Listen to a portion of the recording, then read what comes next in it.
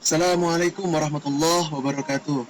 Sahabat kampus semuanya, ini adalah bagian kedua dari video pembelajaran metode penelitian, ya, dengan tema yang ke-12, yaitu teknik pengumpulan data atau teknik pengumpulan bahan hukum.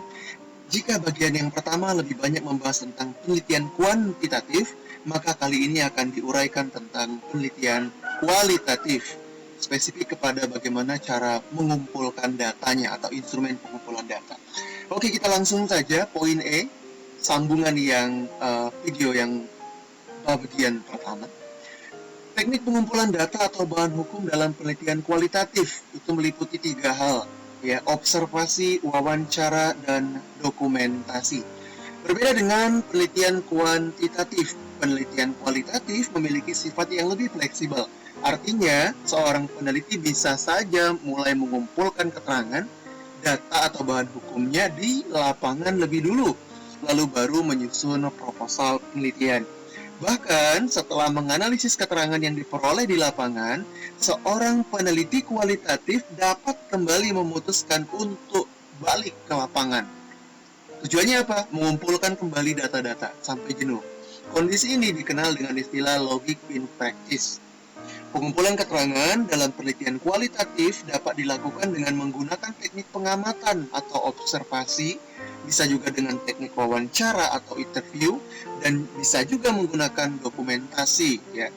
Ketiganya itu lazim disebut dengan istilah triangulasi, ya. Peneliti dapat menggunakan ketiganya secara keseluruhan atau sekaligus, atau dua di antaranya, mungkin memadukan antara teknik wawancara dengan dokumentasi atau pengamatan dengan dokumentasi, begitu ya.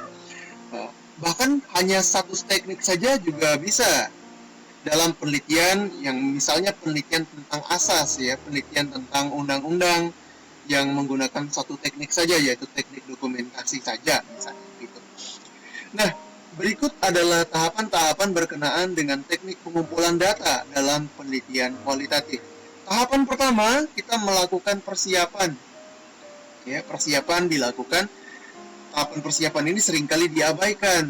Padahal tahap ini penting dalam penelitian, bahkan dapat berpengaruh terhadap keberhasilan dari penelitian yang kita lakukan.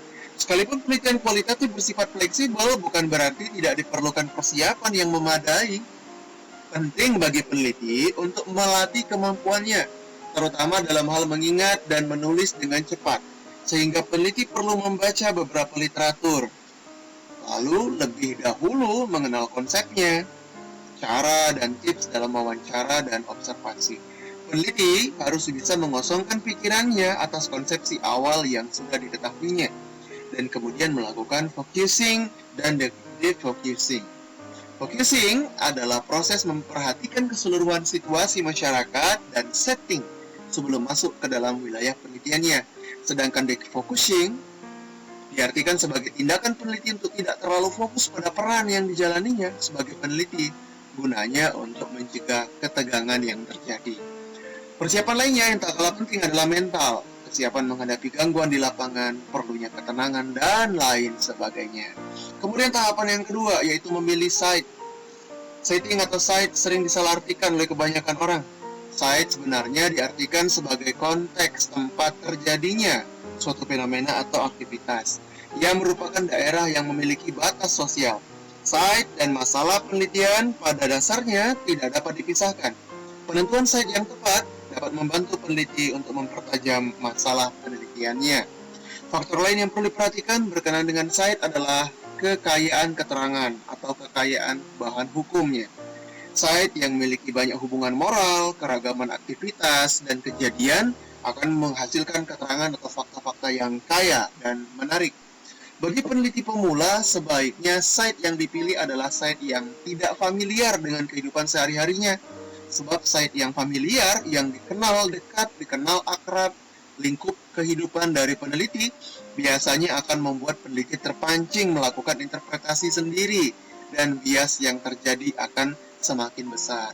Wah, saya sudah lama di Bapas, jadi saya tahu apa tentang Bapas. Akhirnya dia meneliti tentang Bapas, keluarlah logika opini dari dia, bukan penelitian secara objektif misalnya, ya.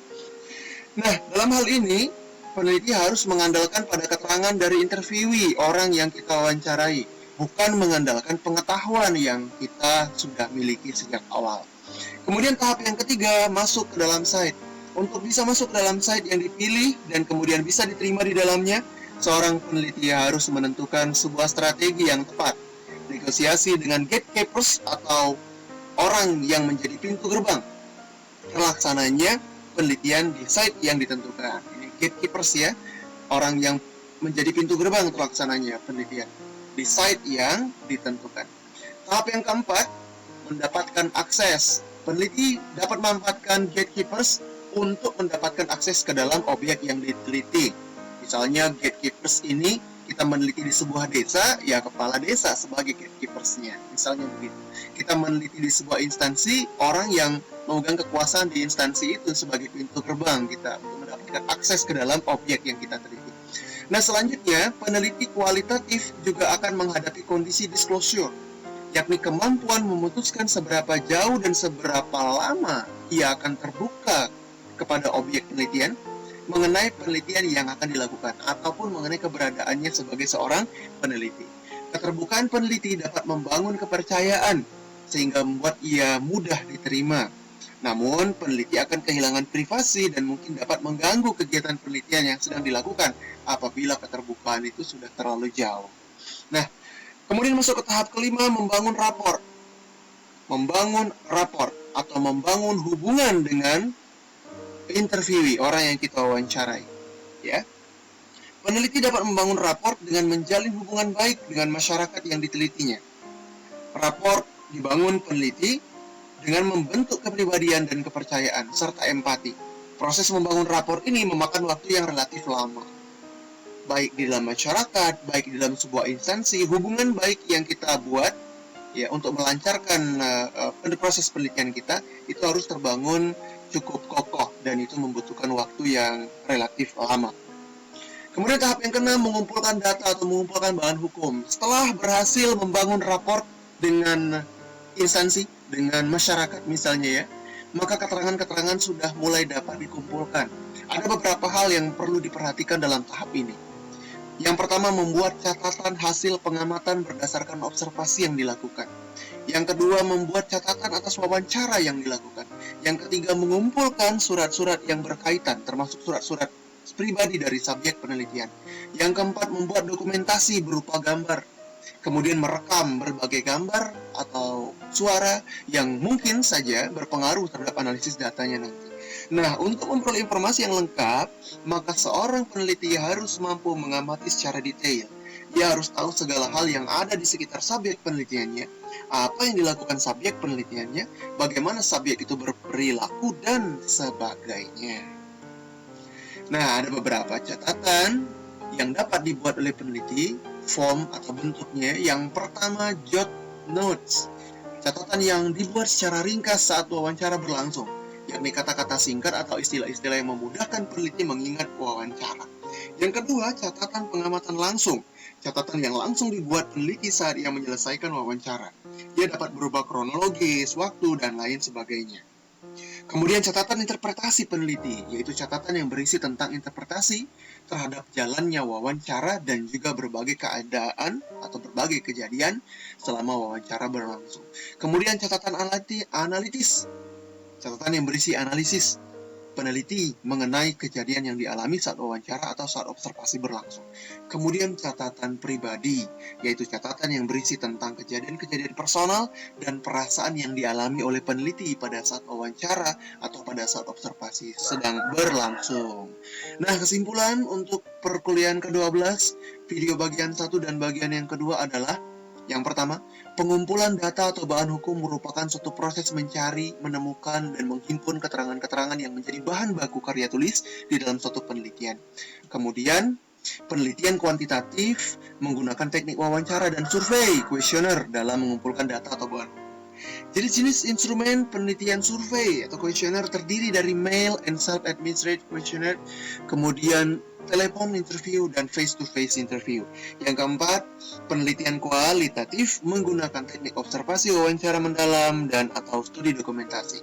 Dan kesimpulan yang terakhir untuk video yang ke-12 ini, terdapat beberapa tahapan yang harus dilalui dan dipenuhi agar wawancara mendalam dapat terlaksana sesuai harapan dalam studi atau penelitian kualitatif.